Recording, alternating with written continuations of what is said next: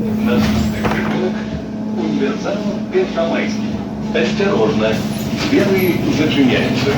Рузияну Иван Никитин. С 1945 года на фронтах Великої Отечественної війни командував стрілкової дивізії, яка особливо визначилася у оборончій битві під Мінськом. З 26 по 30 червня 1945 года дивізія, знаходячися у Мінському Уманс-районі, нанесла тяжкі страти 39-му модернизованному корпусу подорожных войск и амаль весь день воевала о окружении, перейшов через бой линию фронту 21 липня, уснагородженный золотым медалем Героя Советского Союза.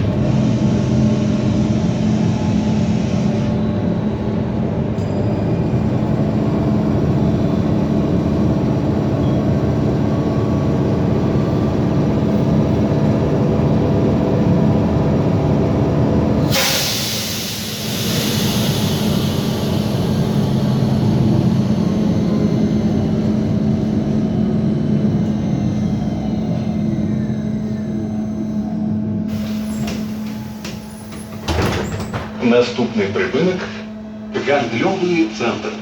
Осторожно, двери зачиняются. Поважание пассажиров. При выходе с транспортного сроку не забывайте свои речи.